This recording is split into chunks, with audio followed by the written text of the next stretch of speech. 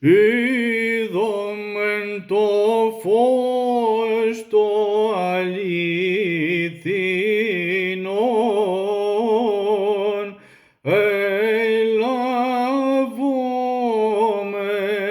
πνεύμα επουρανίων,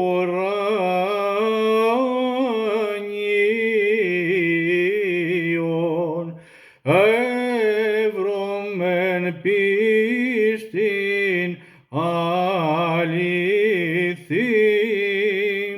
αδιαιρέτων τριάδα προσχυνούντες, αυτοί γαρ ημάς έσωσε.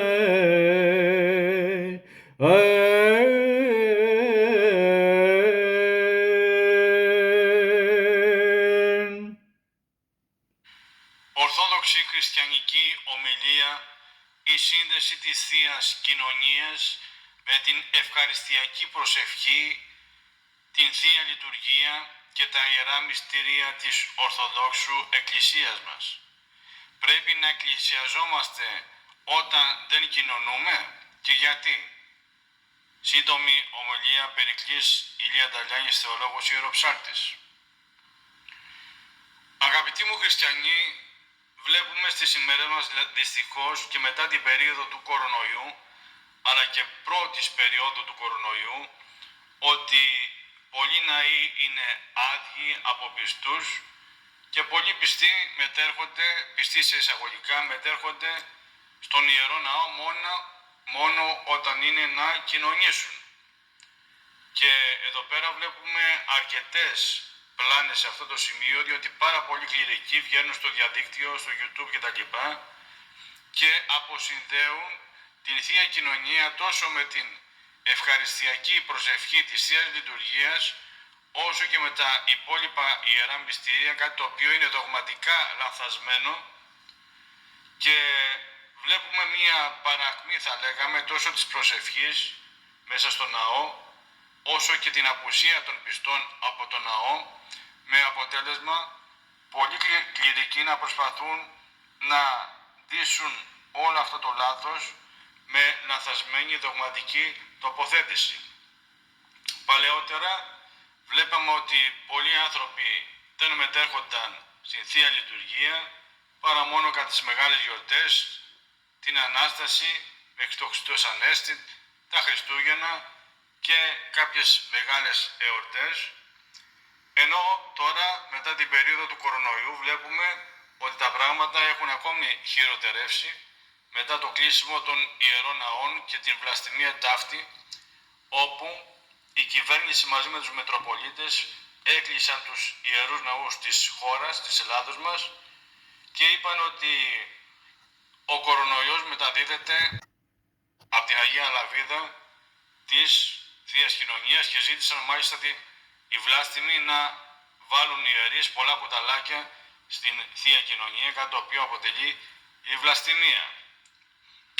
Σύμφωνα με παλαιότερη έρευνα της εταιρείας ΚΑΠ, σε δείγμα 600 ατόμων 15 χρόνων και άνω, οι άντρες δήλωναν ότι το 31,1% δεν πηγαίνει στην εκκλησία και οι γυναίκες ένα 14,1%. Το 3,5% θυμάται την εκκλησία μόνο το βράδυ της Αναστάσεως, και αυτό όχι για να παρακολουθήσει ολόκληρη την νυχτερινή Θεία Λειτουργία. Το 23% πηγαίνει 2 με 3 φορές το χρόνο, το 16,3% μόνο μια φορά την εβδομάδα και το 2,9% 2 με 3 φορές την εβδομάδα. Και αυτό ήταν το 1992 αυτή η έρευνα. Μετά τα πράγματα έγιναν χειρότερα και φτάσαμε στη σημερινή κατάσταση, όπου δυστυχώς τους ναούς μας σε λίγο θα τους διεκδικούν οι μουσουλμάνοι και οι αλλόθρησκοι. Σε αυτό όμως το γεγονός, αγαπητοί μου χριστιανοί, έχουν μεγάλη ευθύνη και οι σημερινοί ιερείς, αρκετοί εξ αυτών, οι οποίοι λένε την πλάνη ότι δεν χρειάζεται να πας στον Ιερό Ναό αν δεν θέλεις να κοινωνήσεις. Και ότι δήθεν ο ναός δεν είναι για την προσευχή και ότι μπορούμε να προσευχηθούμε, όπως λένε, πλανεμένος και στο σπίτι μας. Δηλαδή ταυτίζουν το σπίτι μας με την ευχαριστιακή προσευχή όπου γίνεται στον Ιερό Ναό. Στον Ιερό Ναό προσευχόμαστε ως σώμα Χριστού. Γι' αυτό έχουμε τους ιερούς ύμνους, έχουμε τον εσπερινό, την προετοιμασία της προηγούμενης ημέρας, έχουμε τον όρθρο, ο οποίος προηγείται της Θείας Λειτουργίας, όπου εκεί αναφέρεται το συναξάρι της ημέρας, η βίη των Αγίων, τα αναγνώσματα και ψάλλουμε αυτά τα οποία έχουν σχέση με την εορτή. Είτε είναι εορτή καθημερινής ημέρας, είτε είναι εορτή Κυριακής, Αναστάσιμης, Δεσποτικής ή Θεομητορικής εορτής. Άρα εδώ βλέπουμε ότι όλη η Θεία Λατρεία είναι συνδεδεμένη με την προσευχή, την ευχαριστιακή προσευχή και διαφέρει από την προσευχή την οποία κάνουμε κατά μόνας ή στο σπίτι μας. Και πρέπει να κάνουμε, αλλά άλλο είναι η μία η προσευχή, η κατά μόνας, και άλλο είναι η προσευχή εν συνόλο με όλο το σώμα της Εκκλησίας. Άλλωστε, αν δεν χρειαζόταν η προσευχή στην Θεία Λειτουργία και στον όρθρο, όπως λένε πολλοί πλανεμένοι, αλλά και στον εσπερινό κατ' επέκταση, ως προετοιμασία για τον όρθρο και τη Θεία Λειτουργία, τότε δεν θα χρειαζόταν να έχουμε προσευχή στην Εκκλησία, θα πηγαίναμε, θα κοινωνούσαμε και θα φεύγαμε. Θα ήταν μια υπόθεση 5-10 λεπτών. Όμως τι κάνουμε, πηγαίνουμε στην Εκκλησία, προσευχόμαστε και μετά κοινωνούμε. Εάν και εφόσον είμαστε έτοιμοι να κοινωνήσουμε, αν έχουμε εξομολογηθεί, αν έχουμε νηστέψει τις νηστείες της Εκκλησίας, αν έχουμε νηστέψει από το εσπέρας, για να μπορέσουμε να είμαστε νηστικοί καθόλου το μεσονύκτιον και να πάμε να κοινωνήσουμε νηστικοί όπως ορίζουν οι ιεροί κανόνες, κάτι το οποίο παραβιάζουν πολλοί σημερινοί οικουμενιστές, κληρικοί και νεοτεριστές, οι οποίοι θέλουν να επιβάλλουν τα παπικά πρότυπα στην Ορθόδοξη λατρεία. Και έτσι λοιπόν πηγαίνουμε και προσευχόμαστε στην Εκκλησία και εφόσον είμαστε έτοιμοι, τότε κοινωνούμε ως ανώτατο επίπεδο. Έτσι άλλωστε όλοι αυτοί οι οποίοι ομιλούν προχείρως ξεχνούν ή δεν γνωρίζουν ότι η Θεία Λειτουργία και στην πρώτη Εκκλησία, αλλά κανονικά και σήμερα, ήταν συνδεδεμένη με όλα τα Ιερά Μυστήρια. Δεν πρέπει να ξεχνάμε ότι η βάπτιση των κατηχουμένων γινόταν στην Ανάσταση, γινόταν στα Θεοφάνια και ούτω καθεξής, κατά τη Θεία Λειτουργία. Δεν πρέπει να ξεχνάμε ότι ο γάμος γινόταν μέσα στη Θεία Λειτουργία και ακριβώς επειδή σήμερα έχει επέλθει αυτή η αλλίωση και τα ζευγάρια δεν πηγαίνουν όπως πρέπει να πηγαίνουν στο γάμο, δεν τιμούνε το στεφάνι τους δηλαδή, γι' αυτό η Εκκλησία κατ' οικονομία έβγαλε τον γάμο εκτός της Θείας Λειτουργίας, εκτός αν κάποιοι θέλουν να το κάνουν μέσα στη Θεία Λειτουργία και είναι έτοιμοι να το κάνουν, και αντί για Θεία Κοινωνία τους δίνει ως ανάμνηση της Θείας Κοινωνίας απλό κρασί ως ανάμνηση του θαύματος του γάμου της Κανά. Άρα λοιπόν εδώ βλέπουμε ότι όλα τα μυστήρια και στην πρώτη Εκκλησία ήταν συνδεδεμένα με την Θεία Λειτουργία. Άλλωστε και η εξομολόγηση που γίνεται πριν τη Θεία Λειτουργία γίνεται και για να συμμετάσχουμε αξίως στο ποτήριο της ζωής στην Θεία Κοινωνία. Άρα και η εξομολόγηση είναι συνδεδεμένη με την Θεία Λειτουργία και την Θεία Κοινωνία. Όλοι αυτοί οι νεοτεριστές κληρικοί, όταν είναι όμως να πάρουν κάποια χρήματα, για παράδειγμα όταν κάνουν μνημόσυνα μέσα στη Θεία Λειτουργία, και δεν λένε στον κόσμο δεν χρειάζεται να έρθεις στη Θεία Λειτουργία αφού δεν θα κοινωνήσεις, αλλά του λένε έλα, γιατί εκεί θέλουν να έχουν κόσμο για να έχουν έσοδα και μάλιστα κάνουν αντικανονικώς τα Ιερά Μνημόσυνα κατά την Αναστάσιμη ημέρα της Κυριακής, όπου απαγορεύεται, διότι τα μνημόσυνα είναι μια πένθυμη ακολουθία, όπου γίνεται μέσα στη Θεία Λειτουργία, στο τέλος της Θείας Λειτουργίας του Σαββάτου. Γιατί το Σάββατο είναι η μέρα των ψυχών, όπου ο Χριστός κατέβηκε στον Άδη, ενώ την Κυριακή αναστήθηκε και επειδή είναι χαρμόσυνος ημέρα, κανονικά δεν γίνονται τα μνημόσυνα εν ημέρα Κυριακή, κάτι που και εδώ έχουν παραβιάσει οι νεοτεριστές, κληρικοί και επίσκοποι. Άρα λοιπόν, ακόμη κι αν δεν θέλουμε να κοινωνήσουμε, για κάποιο λόγο δεν μπορούμε να κοινωνήσουμε, για παράδειγμα μπορεί να έχουμε πιει νερό μετά τις 12 το βράδυ, γιατί εργαζόμαστε μέχρι πρωίας.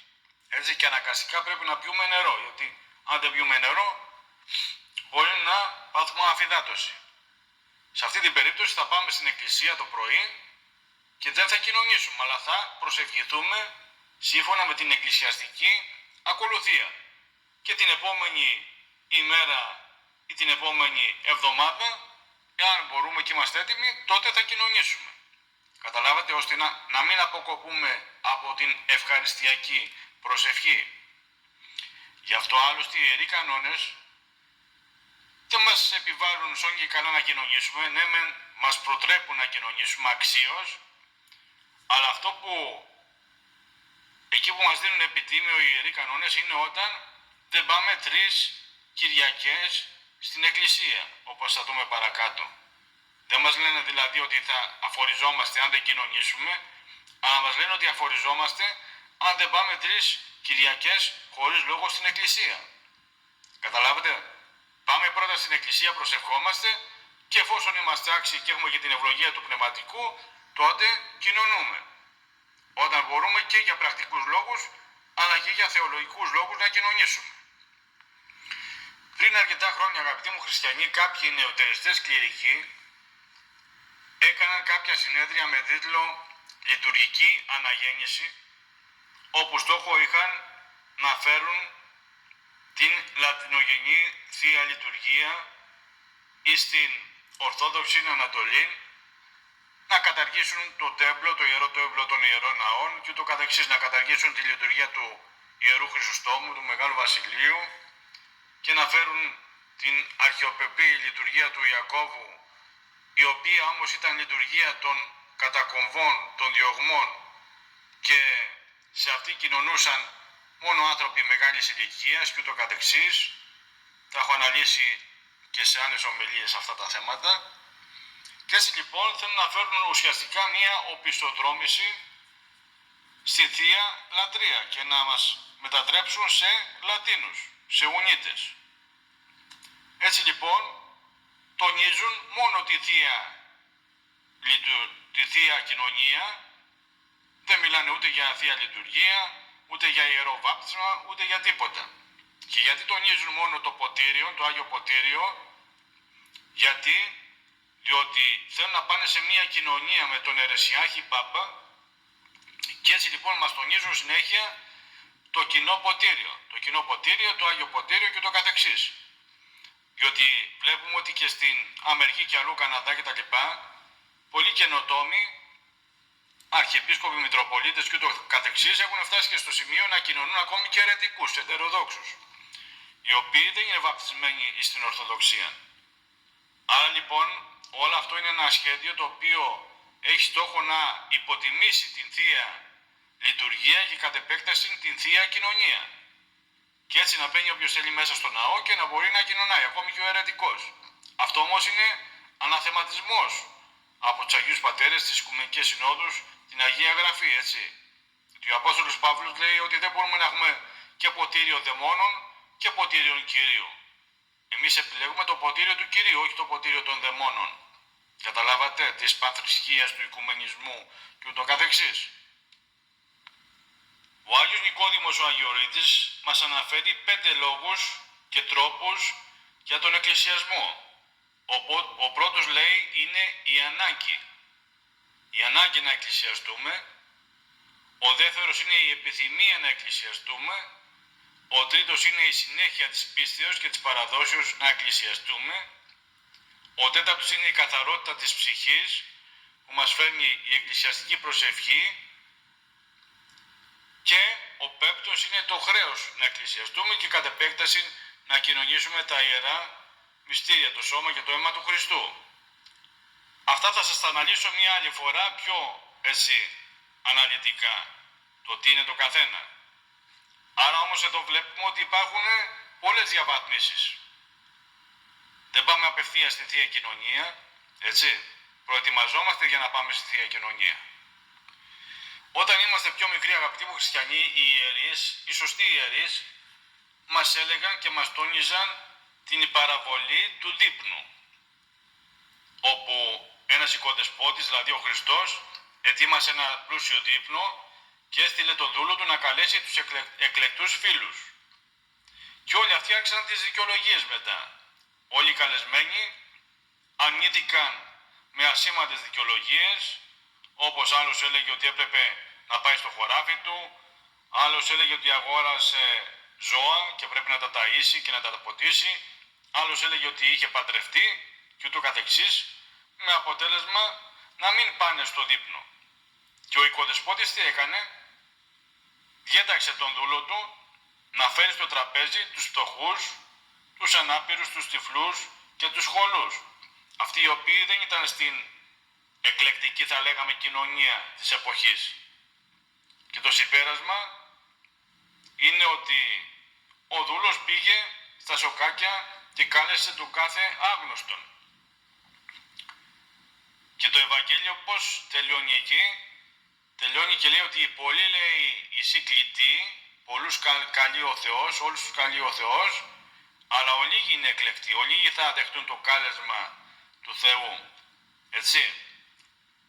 Ο οικοδεσπότης συμβολίζει τον ίδιο τον Θεό, τον Χριστό, και κατ' επέκταση την Αγία Τριάδα. Το δείπνο συμβολίζει τη σωτηρία, τη Θεία Κοινωνία και την Βασιλεία των Ουρανών και την Θεία Λειτουργία. Οι αρχικοί καλεσμένοι είναι ο Ιουδαϊκός λαός που απέρριψε το κάλεσμα του Χριστού, και οι φτωχοί ξένοι είναι οι εθνικοί, οι μετέπειτα αμαρτωλοί, οι οποίοι ήταν εκτός του σπιτιού, εκτός, θα λέγαμε, της πίστεως και του χριστιανισμού, οι οποίοι αποδέχτηκαν τον χριστιανισμό, βαπτίστηκαν, έλαβαν το Άγιο Χρίσμα και δέχτηκαν τη Θεία Κοινωνία. Όπως μας λέει το κατά Λουκάν Ευαγγέλιον, 14 κεφάλαιων, 16 ως 24 στίχος. Άρα εδώ τι βλέπουμε? Βλέπουμε ότι ο Θεός μας καλεί στη Θεία Λειτουργία, και κατ' επέκταση, εφόσον πάμε στη Θεία Λειτουργία, εφόσον είμαστε άξιοι, τότε μπορούμε να κοινωνήσουμε. Αλλά αν δεν πάμε στο δείπνο, πώς θα φάμε το φαγητό?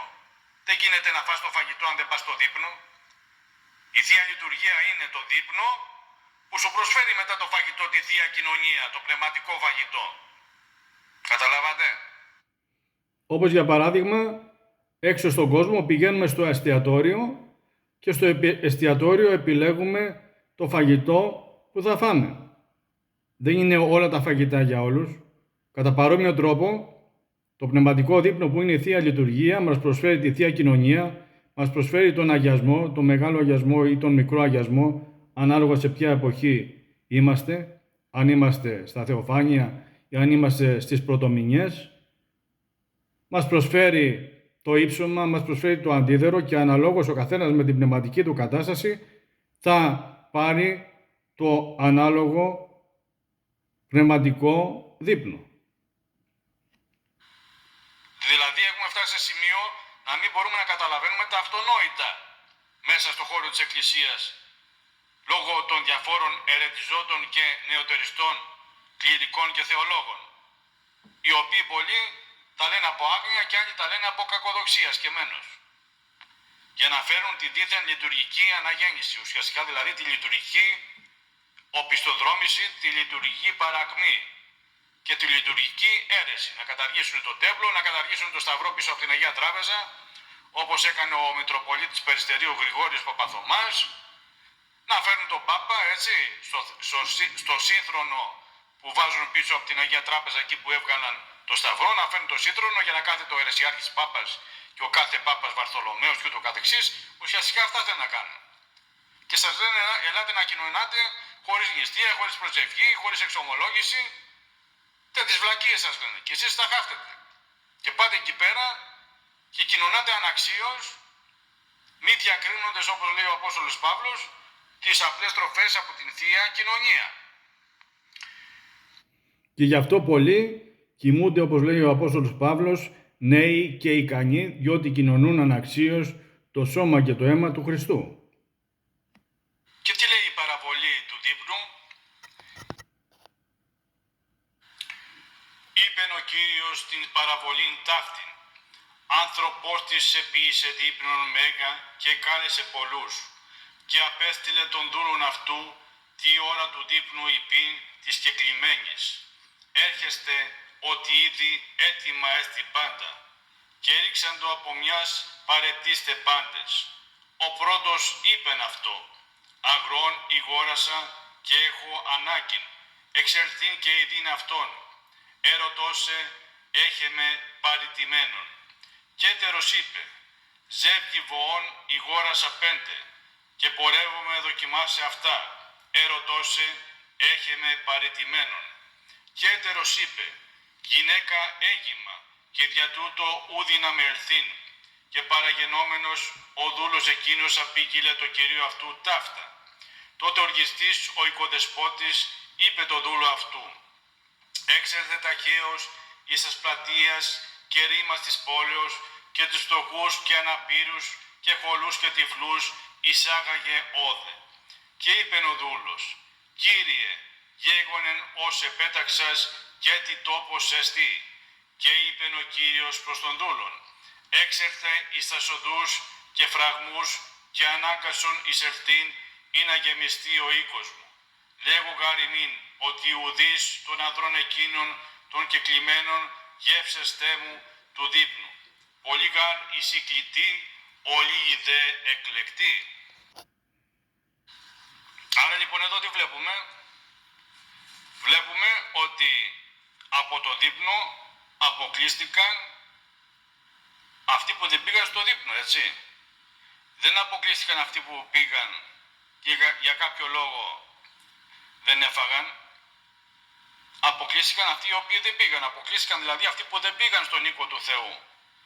Διότι για να κοινωνήσεις πρέπει πρώτα να πας στον οίκο του Θεού και μετά να κοινωνήσεις. Γι' αυτό οι Ιεροί Κανόνες και ο 80ος κανόνας της Πενθέκτης Οικουμενικής Συνόδου ορίζει ότι εάν 3 Κυριακές δεν πας στην εκκλησία, αφορίζεσαι. Προσέξτε, δεν λέει αν δεν πας να κοινωνήσεις 3 φορές, αφορίζεσαι. Λέει αν δεν πας στον οίκο του Θεού να προσευχηθείς, αφορίζεσαι. Δηλαδή, ο 80ος κανόνας της Πεντέκτης Οικουμενικής Συνόδου ορίζει ρητά ότι κάθε χριστιανός που αποσιάζει αδικαιολόγητα από τον Ιερό Ναό για 3 συνεχόμενες Κυριακές, όπου δεν συντρέχει σοβαρός λόγος υγείας εννοείται κτλ., υφίσταται την ποινή του αφορισμού αν είναι κληρικός ή του ακοινωνήτου επιτιμίου αν είναι λαϊκός. Αυτό πρακτικά σημαίνει και προσωρινή αποχή του πιστού από τη Θεία Κοινωνία μέχρι να μετανοήσει. Άρα λοιπόν, όσοι κληρικοί σας λένε ότι δεν χρειάζεστε να έρθετε στο ναό εάν δεν κοινωνήσετε, αυτοί είναι πλανεμένοι. Διότι ουσιαστικά αυτοί που σας λένε μην έρχεστε στο ναό σας οδηγούν στον αφορισμό, έτσι, στην ποινή του αφορισμού, κάτι που σημαίνει ότι εκ των προτέρων δεν μπορείτε να κοινωνήσετε μετά. Διότι ο αφορισμένος δεν μπορεί να κοινωνήσει. Καταλάβατε? Και ο ακοινωνήτος. Άρα λοιπόν θα πρέπει να πηγαίνουμε στο ναό και όταν είμαστε έτοιμοι να κοινωνήσουμε, ώστε να μην λάβουμε το επιτίμιο του αφορισμού από την αποχή μας από τη Θεία Λειτουργία. Και επίσης ο 90ος κανόνας της Πενθέκτης Οικουμενικής Συνόδου, αγαπητοί μου χριστιανοί, του 691 μετά Χριστόν, επικυρώνει γι' αυτό στην αρχαία εκκλησιαστική τάξη και παράδοση σχετικά με την ημέρα της Κυριακής, διευκρινίζοντας ότι από το Σάββατο το απόγευμα έως το πρωί της Κυριακής, την ημέρα της Αναστάσεως, οι πιστοί πρέπει να αποφεύγουν τις κοσμικές και ιδιωτελείς ασχολίες και να δίνουν προτεραιότητα στον κοινό εκκλησιασμό και την προσευχή. Και βλέπετε ότι εδώ στηρίζεται και η αποχή από το εσπέρας, από αρτήσιμες τροφές, αν θέλουμε να κοινωνήσουμε την επόμενη μέρα. Άρα λοιπόν, ακόμη και αν υπάρχει καταλύσιμη περίοδος και θέλουμε να κοινωνήσουμε την Κυριακή, το Σάββατο, το πρωί. Μπορούμε να φάμε λάδι, αλλά από το απόγευμα ή έστω και κάποιο αρτήσιμο, αν δεν είναι περίοδος νηστείας, αν είναι περίοδος νηστείας, νηστεύουμε με λάδι το Σάββατο, εκτός του Μεγάλου Σαββάτου που δεν τρώμε ούτε λάδι, και νηστεύουμε αυστηρά, έτσι, αλλά από το απόγευμα του Σαββάτου αρχίζει νηστεία, έτσι. Μπορεί το πρωί να φάμε, αλλά από το απόγευμα του Σαββάτου αρχίζει νηστεία. Και από τις 12 το βράδυ του μεσονυχτίου δεν πίνουμε ούτε νερό για να κοινωνήσουμε. Και όλα αυτά οι ιερείς, αυτοί οι οποίοι σας λένε να κοινωνάτε συνέχεια, δεν σας τα λένε. Και τι λέει ο 80ος κανόνας της Πενθέκτης που αναφέραμε πρωτίστως για τις 3 Κυριακές της Απουσίας, ή της Επίσκοπος, ή Πρεσβύτερος, ή Διάκονος, ή των εν το κλήρο καταλεγωμένων ή λαϊκός μου ειδαμίαν ανάγκην βαρυτέραν έχει, ή πράγμα δυσχερές, ώστε επιπλήστον απολείπεστε της αυτού εκκλησίας, αλλά εν πόλη διάγων 3 Κυριακάς ημέρας εν 3 εβδομάσι μη συνέρχητο, η μεν κληρικός ή καθερίστο, η δε λαϊκός αποκινήστο της κοινωνίας, δηλαδή γίνεται ακοινώνητος. Και μάλιστα ο 90ος κανόνας, ο οποίος σας είπα πριν, απαγορεύει και την γονικλησία κατά την ημέρα της Κυριακής, όπου βλέπουμε πολλούς πιστούς να κλείνουν γόνοι, να προσκυνάνε, να κάνουν μετάνοιες μέσα στην εκκλησία, κάτι το οποίο απαγορεύεται την ημέρα της Κυριακής, γιατί είναι αναστάσιμη ημέρα και πρέπει το σώμα μας να είναι όρθιο. Γονικλησίες κάνουμε τις υπόλοιπες μέρες, που δεν είναι Κυριακή. Όπως επίσης απαγορεύεται η γονικλησία από την ημέρα της Αναστάσεως μέχρι την Πεντηκοστή, έτσι. Γι' αυτό και η γονικλησία του Αγίου Πνεύματος γίνεται στον εσπερινό του Αγίου Πνεύματος της Δευτέρας, έτσι. Και λέει ο κανόνας αυτός, τις Κυριακές μη γόνοι κλείνειν εκ των Θεοφόρων ημών πατέρων κανονικώς παραλάβομεν την του Χριστού τιμώντες Ανάσταση. Αλλά εσείς όμως οι οποίοι προσκυνάτε, μάλλον συγγνώμη, η έννοια προσκυνής σημαίνει λατρεία, δεν σημαίνει γονικλησία. Εσείς οι οποίοι κάνετε γονικλησίες την ημέρα της Κυριακής, δεν τιμάτε την Ανάσταση όπως και εσείς που κάνετε μνημόσυνα κατά την ημέρα της Κυριακής. Έτσι, ιερείς ψάρτες, λαϊκοί και ούτω καθεξής. Και για να κλείσουμε αυτή τη σύντομη ομιλία μας, αγαπητοί μου χριστιανοί, θα αναλύσουμε περισσότερα πράγματα σε άλλη ομιλία, διότι είναι πολλά τα θέματα. Θα πρέπει να σας πω στο επιχείρημα των κληρικών, οι οποίοι σας λένε να πηγαίνετε να κοινωνάτε, αλλά δεν χρειάζεται να εκκλησιάζεστε αν δεν κοινωνάτε. Πρέπει να σας πω ότι οι ιεροί κανόνες, ακόμη και οι ιεροί κανόνες οι οποίοι επιβάλλουν επιτίμια, τα οποία επιτίμια είναι φάρμακα, έτσι δεν είναι τιμωρίες, είναι φάρμακα που αποδίδονται σε χριστιανούς οι οποίοι έπεσαν σε διάφορα αμαρτήματα ή και σε αιρέσεις κτλ. Λοιπόν, οι ιεροί κανόνες αυτοί επιβάλλουν στους επιτιμημένους χριστιανούς να βρίσκονται στο ναό ή τουλάχιστον στο προαύλιο του ναού, όπως θα δούμε εν συνεχεία, παρότι έχουν επιτίμιο ακοινωνησίας, δηλαδή αποχής από την Θεία Κοινωνία. Παρότι έχουν επιτίμιο. Δηλαδή είναι υποχρεωτική η παρουσία τους στο ναό.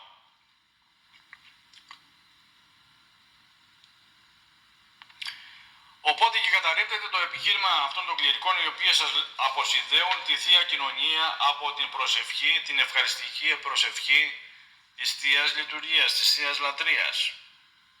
Και τι ορίζουν οι ιεροί κανόνες σε αυτούς οι οποίοι έχουν επιτιμία? Είναι 5 τα στάδια μετανοίας, τα οποία σήμερα ούτε καν τα γνωρίζουμε, έτσι. Δεν μιλάμε τώρα να τα εφαρμόσουμε, ούτε καν τα γνωρίζουμε σήμερα. Όχι ούτε οι επίσκοποι.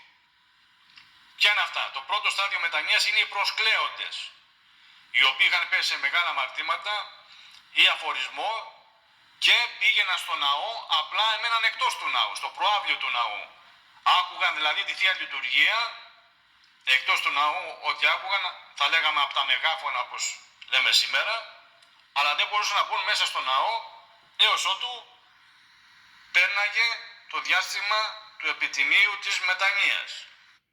Δηλαδή σε αυτό το στάδιο ήταν και διάφοροι αφορισμένοι ή διάφοροι άνθρωποι οι οποίοι είχαν πέσει σε αιρέσεις και είχαν μετανοήσει και ήθελαν να επαναντεχθούν στο σώμα της Εκκλησίας. και η Εκκλησία τους έδινε ένα προστάδιο, θα λέγαμε, μετανοίας. Μετά λοιπόν, εφόσον πέναγαν 2-3 χρόνια, γίνονταν ακροόμενοι και τους επιτρεπόταν η είσοδος στον άνθρικα του ναού, δηλαδή στο πρώτο μέρος του ναού, έως το Ευαγγέλιο, δηλαδή άκουγαν τον Απόστολο και το Ευαγγέλιο και μετά αποχωρούσαν εκτός του ναού μαζί με τους κατηχούμενους, όπου παρεμέναν εκτός του ναού μέχρι να τελειώσει η Θεία Λειτουργία. Προσέξτε. Και μετά γίνονταν υποπίπτοντες.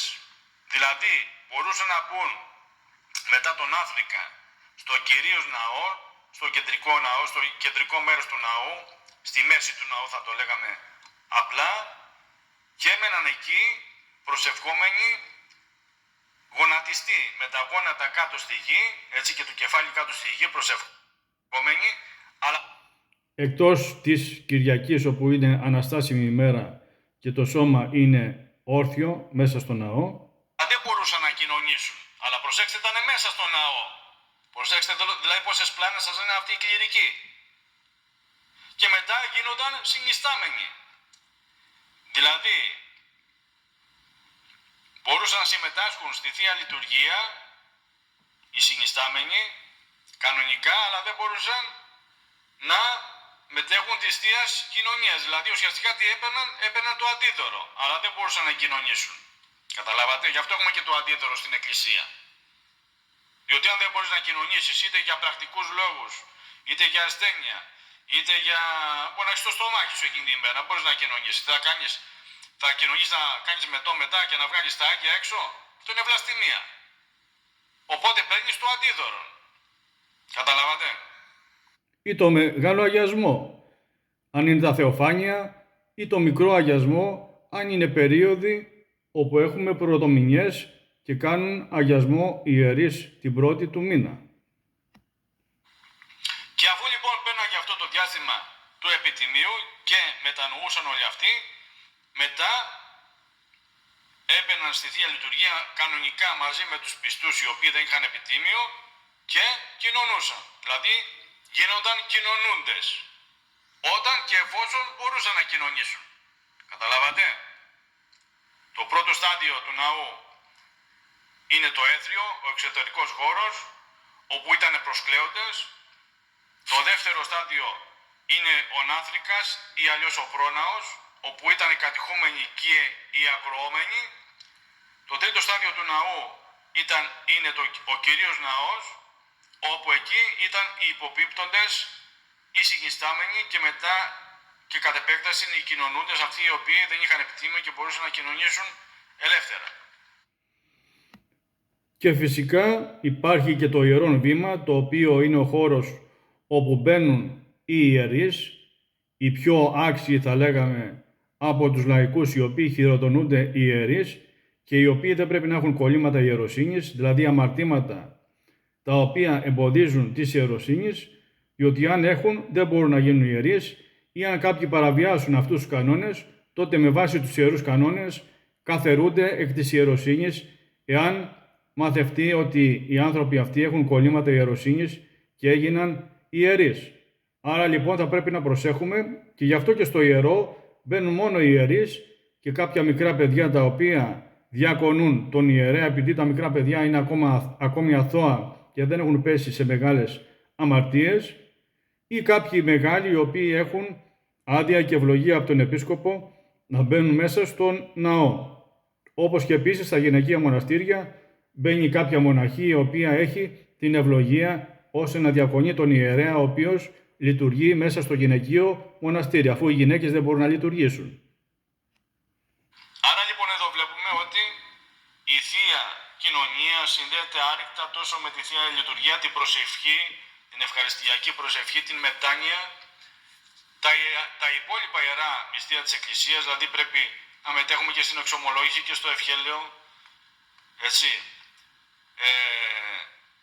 Σε όλα τα υποχρεωτικά μυστήρια, ο γάμος δεν είναι υποχρεωτικό μυστήριο, έτσι. Μπορεί κάποιος να μην κάνει γάμο, μπορεί να αφιερωθεί και κατ' επέκταση μπορεί να γίνει και μοναχός. Το βάπτισμα και το χρήσμα είναι υποχρεωτικά μυστήρια, αλλιώς δεν μπορείς να γίνεις μέλος της Εκκλησίας. ιεροσύνη πάλι δεν είναι υποχρεωτικό μυστήριο, λίγοι γίνονται ιερείς, όμως εμείς οι λαϊκοί μετέχουμε της γενικής ιεροσύνης και όχι της ειδικής ιεροσύνης που έχουν οι κληρικοί, οι ιερείς. Και επίσης στην Ορθόδοξη Εκκλησία δεν μιλάμε μόνο για 7 μυστήρια, 7 μυστήρια λένε οι δυτικοί. Οι παπικοί έχουν ορίσει τα 7 μυστήρια. Εμείς δεχόμαστε με τα 7 μυστήρια, αλλά θεωρούμε ότι και ο αγιασμός κατ' επέκταση, ο μεγάλος αγιασμός, ο οποίος είναι το νερό του βαπτίσματός μας, είναι και αυτός ένα μυστήριο, διότι μένει αναλύωτος εις τους αιώνες, το νερό του αγιασμού, του μεγάλου αγιασμού. Άρα και αυτό είναι ένα μυστήριο. Όπως και ο μοναχισμός, σε αντίθεση και αντιδιαστολή με τον γάμο, και ο μοναχισμός είναι ένα μυστήριο. Και το πώς μπορεί ένας μοναχός να γίνεται μοναχός και να εγκρατεύεται και να παρθενεύει για μια ολόκληρη ζωή, εφόσον βέβαια το θέλει και εφόσον ασκητεύει και είναι σύμφωνος με την πίστη και την ηθική της Ορθοδόξου Εκκλησίας μας. Άρα λοιπόν, ανακεφαλαιώνοντας, θα λέγαμε ότι θα πρέπει όλοι οι πιστοί να εκκλησιάζονται υποχρεωτικά, τουλάχιστον τις Κυριακές, τα Σάββατα και στις μεγάλες εορτές, αλλά και εφόσον μπορούν από την εργασία τους και στις καθημερινές ημέρες, θα μπορούν για παράδειγμα να δουλεύουν ένα ωράριο μετά τη Θεία Λειτουργία και να εκκλησιάζονται το πρωί. Και μετά, εφόσον εξομολογούνται, νηστεύουν, τηρούν την νηστεία από το εσπέρας της προηγούμενης, τηρούν την ασιτεία του μεσονυχτίου που δεν πίνουμε ούτε νερό και ούτω καθεξής, και μπορούμε μέσω της εξομολογήσεως και μέσω του πνευματικού να κοινωνήσουμε, τότε είναι ευπρόσδεκτο να κοινωνήσουμε το σώμα και το αίμα του Χριστού αξίως, όσο γίνεται αξίως, έτσι ώστε να μην κολλαστούμε όπως ο Ιούδας, αλλά να μιμηθούμε την Οσία Μαρία την Αιγυπτία, η οποία κοινώνησε μία φορά με 2 φορές τη ζωή της και σώθηκε, ενώ ο Ιούδας κοινωνούσε συνέχεια, αλλά δαιμονίστηκε και πρόδωσε τον Ιησού Χριστού. Οπότε να γίνουμε πιστοί, να κοινωνούμε αξίως και όχι να κοινωνούμε συνεχώς και αναξίως όπως ο Ιούδας. Και αν δεν μπορούμε να κοινωνούμε, όπως είπαμε, τότε παίρνουμε και πίνουμε τον αγιασμό, τον μεγάλο αγιασμό ή τον αγιασμό των πρωτομηνιών, ή παίρνουμε το ύψωμα και το αντίδερο. Έτσι, και αναλόγως πόσο άξιοι είμαστε, τότε ρυθμίζουμε και τη συχνότητα της Θείας Κοινωνίας. Αμήν. Διότι δεν σώζει το συνεχώς, αλλά το αξίως. Μια ομιλία Περικλής Ηλία Νταλιάνης, θεολόγος, ιεροψάλτης συγγραφέας.